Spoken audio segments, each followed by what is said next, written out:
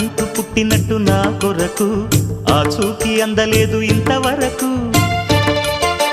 వచ్చింది గాని ఈడు ఒంటి వరకు వేధించలేదు నన్ను జంట కొరకు చూశాక ఒక్కసారి ఇంత వెలుగు నా వంక రాను అంది కంటి కునుకు ఈ అల్లరి గారడి నీలీల అనుకోనా నీ పేరు ప్రేమ అవునా ఇవాళే నిన్ను పోల్చుకుందా